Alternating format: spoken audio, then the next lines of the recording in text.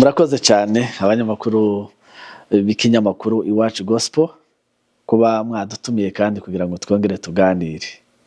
Ariko mbere twabanza tukivuga, je banita Rugira Wilson, ndi umupasiteri, ndi n'umwarimu, ndi umuteoloji niko navuga, naminoje mu bintu za teoloji n'ibindi nagiye nigaho, ariko ibintu cyane nza gufokasingaho nanafokasinzeho cyane mu buzima n'ibyo za teoloji. Nkaba ndi umupasiteri hano muri Amerika, muri Arizona, w'itorero bita Rock of Salvation Church.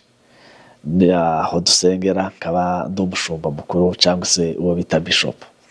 Kwivuga narekeraho, ariko reka mbanze nsenge mbone kugaruka noneho nsubiza ikibazo. Nta nubwo tuza gutinda, ndasubiza ikibazo mwambajije kigize iminsi kivugwa.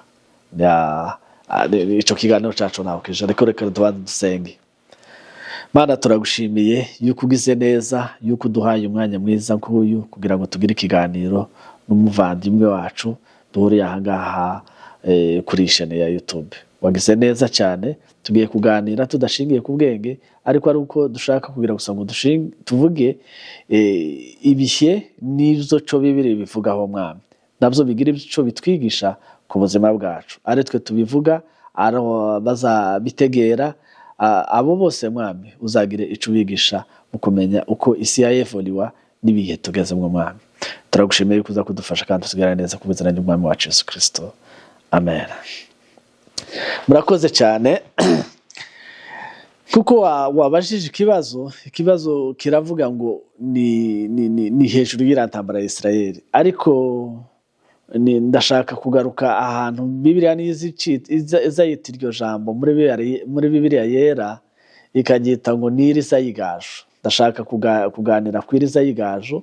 Ni ijambo ryanditse mu gitabo cyo kubara ku 19 umurongo wa 2, aho Imana yabwiye Musa ngo agenda azafate ngo iriza y'igaju ngo ayitambe mu gitambo, ngo namara azafate ngo ayiheze umutambyi Eleyazari ngo bazayitambe mu gitambo, bafatemo ngo ivu ryayo bariteranya n'amazi, ngo riza ribafasha kweza urutambi, biza bifasha kweza urusengero temple, biza bifasha kweza. Ikibazo gihari si ico cyane Bibiliya, kuko n'ubundi muri Bibiliya habamwe amagambo menshi tutazi, tutumva, tutashobora no gusobanukirwa mu bwenge bwacu. Usibye iyo dukoze analyse exegese niho tugenda tudekuvurira. Ariko ikibazo cyabaye muri iyi minsi nuko ari ijambo ryanditswe, ndatekereza ko mu kwezi kwa 4 mu bintu bijanye n'intambara, inkuru yanditswe nyinshi muri zirantambara. Usibye umunsi wenda Iran yateye Israel, na wa munsi Israel ireplika kuko nabo baravyanditse. Indi nkuru yanditswe kuri izi ntambara ziri muri Israel, handitswe inkuru yiriya nka bita ngo niriza y'igaju. Rero kugira ngo umuntu ayisobanure bisabye cyane wenda umwanya muremure, kandi ntawenza kubona muremure kugira ngo ni nkore analyse yimbitse, ariko ndagerageza kuvuga muri rusange kugira ngo wenda n'abantu batari bavyumva bavyumve. Ni ikintu cyanditswe cyane, sinashoboye kwandika ibinyamakuru n'amachene de televiziyo yabivuzeho, n'abarimu n'abahanga mu kwisi yose b'indimi zitandukanye bagiye bavuga kuri iryo riza ry'igaju.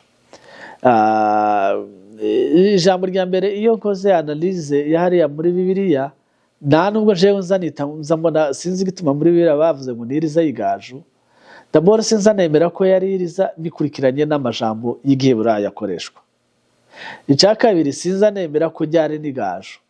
Igaju simbizi, Bibiliya y'Icongereza zivuga ngo ni red heifer, cyangwa Bibiliya y'Igifaransa zivuga ngo ni ingenis russe. Donc iyo urebye russe, hari na Bibiliya zivuga rouge. Rouge ni ibihogo deja, nta nubwo ari igaju. Mzakurikirana n'ururimi wenda mu Kinyarwanda, ariko twebwe mu Kinyamurenge iriya ingenis russe ni iriza ry'ibihugu. Niyo nayirebye no ku mafoto, iyo nyana ntabwo ari igaju, ni ibihugu. kandi ibihugu byimbitse bitukura cyane. Noneho iyo nkuru yanditsweho cyane kuko hari n'icyo Bibiliya bivugaho batekereza ko ibintu bigiye kuba nabi. Nabonye n'amashyirahamwe y'abapasiteri ku isi yandikiye Israel ngo bareke gutamba iyo nyana kuko bazabona ko bayitamba hari biza kuba bihindutse ku isi cyane. Muri analize yaje reka vuga ibintu nka bitatu wenda nimara tuze gukonkuriwa ntagiye gutinda cyane. Bibiliya ivuga yuko mu gihe Imana yaganiraga na Musa na Aroni yarababwiye ngo bazotambe iryo riza ry'igaju. Aho narimvuze nta nubwo aririza kuko Bibiliya igiye burayi zivuga ko ari inyana y'imyaka 2 kugeza kuri 3. Sinzi niba kandi kavuga ko iri inyana ikiri inyana. Jewe nayitaho niyo banasobanura bakavuga ngo ni inyana y'inkangara y'ibihugu. Iyo giye ngo bazayitambe mu gitambo.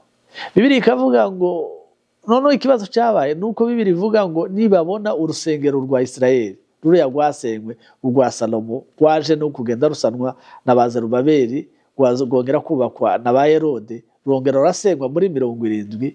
Ubuhanuzi bukavuga ngo nibabona ngo uru rusengero kandi rurubatswe ngo tuzamenye yuko itorero rigiye kuza. Voilà ikibazo cyabaye. Noneho twebwe abakristo tugira interpretation yacu. Le monde profane isi y'abasanzwe batazi Imana nabo bafite uko babisobanura. Abayisilamu bafite uko babisobanura, abayuda bafite uko babisobanura. Kandi bisa no gukomera reka maze subire. Bibiliya ikavuga ngo igomba kuba ngo ari nka mu yonyana ngo idafite ubusembwa idafite n'inenge.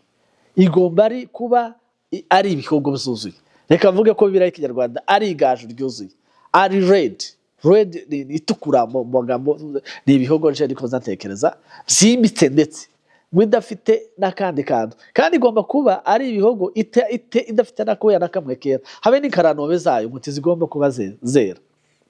Kandi bamara bakavuga ngo nibamara bayijane ngo bayitambire ku musozi wa Elayon, ku musozi wa Mizeituni, ku musozi wa Elayon, kuri Mondes Olivier. Semenye ko bisobanura neza mu Kinyamurenge ariko ni Mondes Olivier mu Gifaransa ariko tuyita. Niyo bara gutamba bazayitambe yose. Ubundi mu isezerano rya kera iyo batambaga inka cyangwa se intama cyangwa se ibindi batambaga inyama ariko bagabanza bagakura amaraso, bakure uturaso dukeya amaraso make babishingire muri rwa rusengero kugira ngo rwere. Kandi ryavu bariteranya n'amazi yo kuri Silowe, y'amazi muri y'abatambyi bazoza bahora bakaraba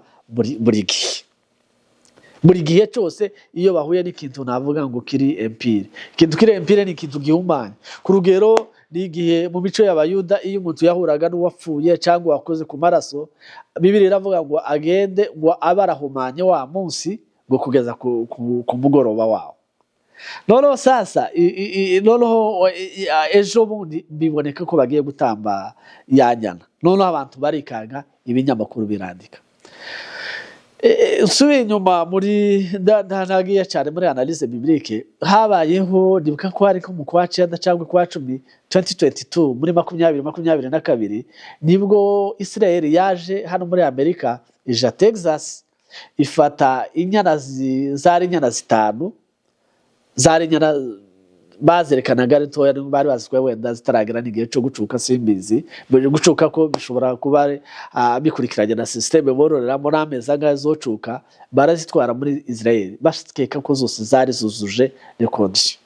Izo nyana zose kuva muri mu mwaka 2022 ugiye kurangira mu kwa 9 kwa 10 sinibutse umunsi bazishize muri barazitwaye bazurije indege bazijana muri Israel. Bamaze kuzigezayo bazibikiye ahantu barazigenzura. Hariho ekipe y'abatambyi reka mbite gutyo zerabaye barazigenzura buri munsi ku munsi. None bamaze kuzigenzura ubu ngubu kugeza kuri none basanze zibiri muri zo zifite akoya kera iyo yose ivuye mu kondisi. Haracyariho 3 ndibuka mu kwezi kwa 3 cyangwa ku kwa 4 gutangiye nibwo imwe yagejeje imyaka 2 n'umunsi umwe. Kandi igejeje imyaka 2 n'umunsi umwe yigejeje kondisiyo yo gutambwa.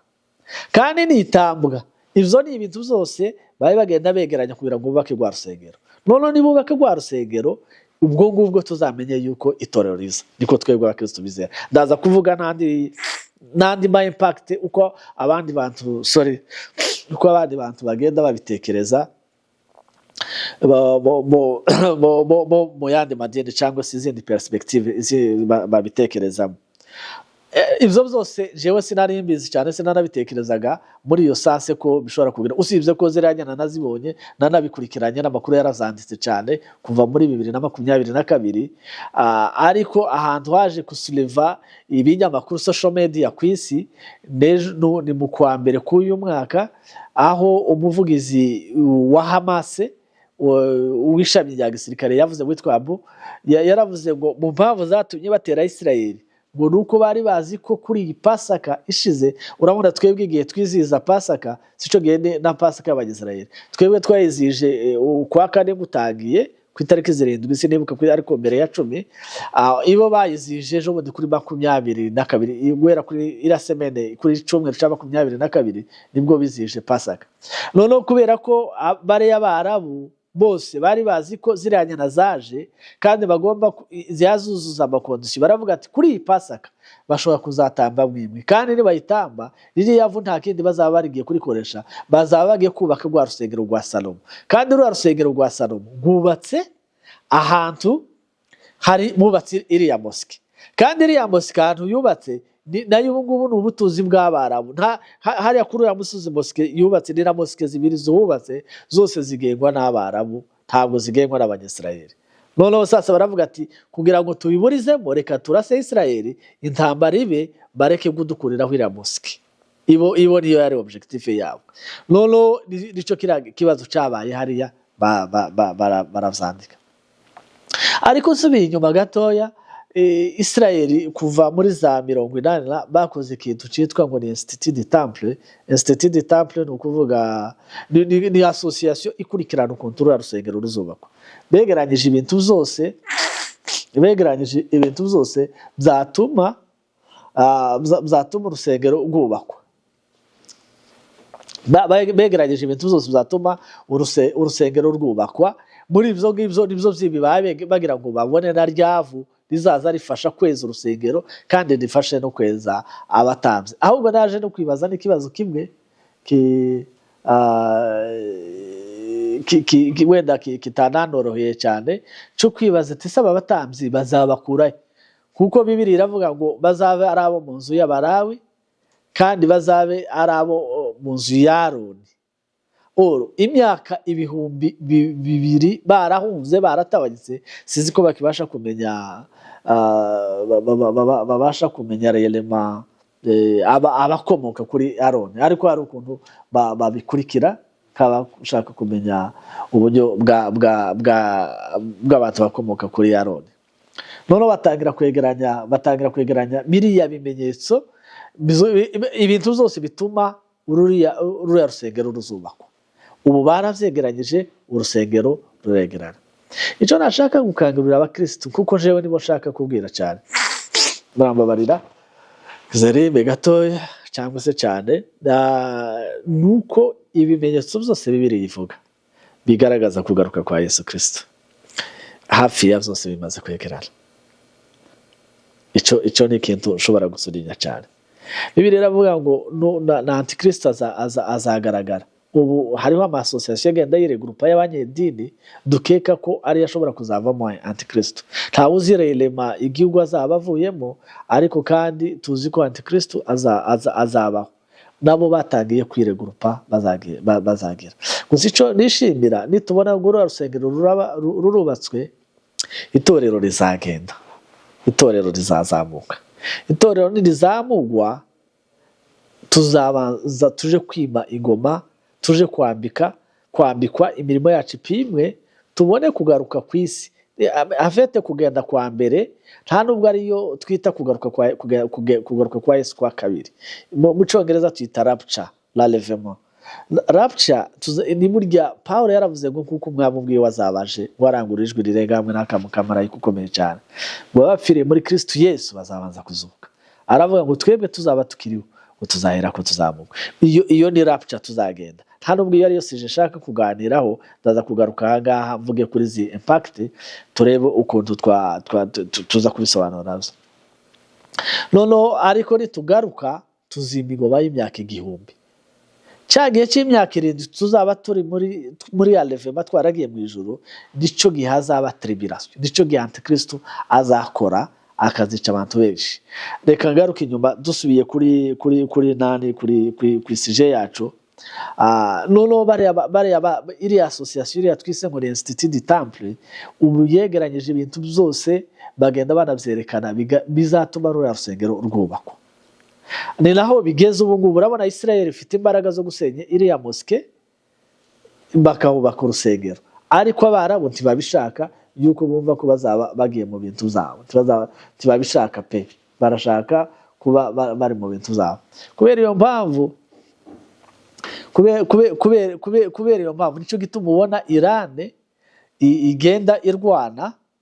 Niyo yakoze za Mase, niyo yakoze bari aba Hezbollah, ifite n'aba bandi bose, ari amarebere yose igenda yarigurupa kugira ngo bagwanye Israel itabasenyera ruriya rusengero. Hari n'ukuntu bo bashobora kubinterpreta mu idini ryabo ry'Abayisilamu, ariko kandi si n'ubwa mbere, kuko aya masezerano yabayeho kuva kera kose, kuko Iran na za Iraq Bibiliya zivuga abitwa ba Nebukadinezari n'imbere yabo abitwa ba Sanikarebu n'abandi benshi n'abakuru, ukuntu bagiye bayobora bahinduranya, bava muri Ashuru baja muri Iraq, muhinduka mukaja kuba bwa Iran. Ariko isezerano ryari ryaravuze ngo nitubona indi inyana y'igaju, inka y'igaju, iriza ry'igaju, niharya nahoze mbivuga twebwe iwacu iyo tuvuze iriza n'inka ibyaye rimwe, ariko ahangaha ni itarabyara, kuko Bibiliya iravuga ngo izaba ari inyana itarabyara, idafite ubusembwa, itarikorera umuzigo. Habe n'izi ngizi zose bakora bakoresheje ibintu za tekinoloji z'amajene, ziriya zose ntizemeye. Ni inyana igomba kuba yaravutse kandi ikaba ari iriya y'igaju, kuriya Bibiliya ivuze, nubwo nagiye nite ibihugu. Iyo ngiyo ngo nizatambwa, nimara gutambwa nitumara kubona ryabo, niryo bazabika bazoza bagenda, kandi irashobora gukora imyaka myinshi cyane. Nubwo mvuze gutyo, nubwo bayitamba, tuvuze ko wenda uwo munsi urusengero ruzahita rwubakwa. Tuvuze ko urusengero ruzahita rwubakwa, birashoboka ko rwakubakwa vuba cyangwa se rugatinda. Kandi niyo rwakubakwa, tuvuze ko uwo munsi ari wo munsi Kristo azagaruka. Ariko ikiza kinezeza muri iki gihe cyacu nuko tubona ivyo Bibiliya yagiye ivuga bigenda byuzurira mu maso yacu, tukabibonesha amaso yacu n'ubwenge bwacu. Biranashoboka ko ababayeho mbere nabo bagiye babona ibindi, ariko kandi muri iki gihe abazumva barabibona, kuko Bibiliya ibivuga byose biragenda bigaragara. Impact bizagira, reka mpere ku Bayuda, cyangwa se ingaruka bishobora kugira ku Bayuda. Icyo bashakira, ibo barashaka kuzubaka, nibamara kubona ririya vu rivuye muri iriya nyana, bazaribika, nibyo rizaza rifasha abatambyi, ubwo bazaba begeranye ibikwiriye byose kugira ngo uriya rusengero rwubakwe. Kuko uriya rusengero rwubatswe n'ubundi badafite irivu, nta mirimo yakorerwamo, nta kintu cyakwezesha urusengero, nta n'ikintu cyakwezesha nta n'ikintu cyakweza ibo abatambyi. Rero kugira ngo habe purification yose, nuko iki ni ikintu kiri très clair. Nabonye ubushize ku itariki 27 z'ukwezi kwa gatatu uyu mwaka, nabonye inama y'abari abatambyi, nibo twita niba nabita abatambyi lerabe, ni nabo mu idini ry'Abayuda, barateranye bashaka kumvikana umunsi bazatambaho kiriya gitambo. Nta konterandi, nta tangazo ryavuye muri iyo nama, gusa icyo nagiye kubona Hezbollah ishaka no kubarasa. Izo nyana ziranarinzwe, izo zitatu ziri ukwazo, izo zindi zibiri zagaragaje ubusembwa, ni ukuvuga ngo zifite kariya kabara kera, nazo ziri ukwazo baranazerekana, ushobora no kuzobona ku nane. Ariko habe n'ikaranobe yayo tigomba kugaragaza akantu kera, kandi murabona inkaranobe z'inkarige ziba zifitemo akantu zibuze gato, habe ngo n'ubwoya bwayo kamwe kagaragaye, ibibuze ubusembwa. Usibye ko ntazi imyaka nirenga zitabazwe bituzuye, birumvikana ko bazashaka izindi. Usibye ko zanabayenze kuzikura Texas bazijana Israel, zabatwaye ibihumbi byinshi by'amadolari. kugira ngo bazikorere transportation. Ngashaka kuvuga ngo impact ya mbere kuri Israel ico bazitezeho ni ugukiranuka. Bakaravuga ngo ukuri kw'Imana no gukiranuka kw'Imana, kuko urusengero rw'Imana ruzaba rubonetse ngo kuzaba kwise hasi, kuzaba kwaje mu isi, niko bategereje. Kandi bo bakumva ko Masiya azabaje, ndetse bo batekereza ko kuko mu 1100 urabona ajya amarembo Nehemiya yubatse, hariho irembo rimwe twita ngo irembo ry'intama mu gitabo ca Nehemiya. Mu 1100 bigeze barifunga muri za 800, mu 1100 bararifungura, mu 1600 ubu bararifunze, ndetse Abarabu banahashize n'ivanisha aho ngaho kugira ngo batazahagera. Ariko Israel itegereje yuko umunsi Masiya azaza amanutse ku musozi wa Mayizetuni, kuko Bibiliya ivuga azanyura harya akinjira muri rya rembo, ngo niwo munsi bazarikingura. N'ubwo ushatse no kubireba urabibona no ku mashene ya social media menshi baravyerekana, barahafunze kabisa, harafunze. Bategereje, Abanyisraeli bategereje ku munsi Masiya azaza, Yesu azakingura rya rembo akinjira mu rusengero. Kandi ivyo ntazazaga urusengero ngo rutarabaho, uko nibo niko bizeye iwabo mu muco wabo. Hakaba uko Abayisilamu batekereza, ni nabo batejeje aka kavuyo nita kavuyo k'ibinyamakuru kavyanditseho byinshi cyane. Ni nabo babivuzeho cyane, bavuze bavyandika ibo bazi ko hari imyizerere yawo ya Korowani ndashaka kwinjiramo, ariko cyane cyane ico batinyaga yuko iriya riza ry'igaju nirimara kubagwa bakabona revu bazasenyera mosike bakabaka urusengero. Nta nubwo nemeza ko Rema bazubaka ruraruse, ico nemeza nuko rurarusengero ruzubakwa. Ariko kandi aho hari imbuga, hari ahantu hari parcelle nini bashobora no kubaka batanarusenya. Ico ntaco nemeza uswate bazasenya cyangwa se ntibazasenya, ariko ico zico ruzubakwa. Rero bakavuga ati hagiye kubakwa hariya mu masezerano bafitanye Abapalestinien n'Abanyisraeli, nuko harahubatse urusengero hajebwa n'Abarabu muri Cisjordanie, nibo bahajera. Rero hari association y'Abarabu ihajera nyine. Rero kandi tibemereye no kuja kuwasengera bijya byabo by'Abayuda, tibemeye kuwasengera. Rero ngashaka kuvuga ko hazaba impact mu buryo rusengero ruzugize. Iriya mosike nisenyuka bakahubaka urusengero. Rero nico sasa isitinye kuri none, nico gituma ubona Bibiliya naravuga ngo amahanga menshi azava muri Israel. Nico gituma ubona bagenda bavuza ngo tibatambe iriya nka kugira niyo nise ngo ni red haifa, bareke kwitamba kugira ngo ibintu byose bidatuma bahasenya intambara ikaba. Niyo dushobora gukeka ko izaba ariyo guerre mondiale ya gatatu. Ariko nta kibuza amasezerano y'Imana aravuga ngo bikunde vyange iriya nka izatangwa, kandi nimara gutangwa urusengero ruzubakwa. Kandi urusengero nirwubakwa ubwo tuzizere yuko Kristo agiye kuza. Reka ndangiriza aho ngaho shimira n'ikinyamakuru cacu Iwacu TV Iwacu Gospel TV cadutumiye kugira ngo tuganire. Ndabashimiye cyane. Ico mpagarira abakristo nuko bigaragaza ko Kristo agiye kuza bizaza, kandi azaza twiteguye cyangwa se azi tutariteguye, kuko agakiza twarakamenye. Umuntu ni ukwitegura ku giti ciwe, kuko twezwa na Kristo, twezwa n'amaraso ya Yesu Kristo. Tuza twezwa na behavior zacu, ahubwo tuza twezwa n'amaraso ya Yesu Kristo. Murakoze, ndabashimiye.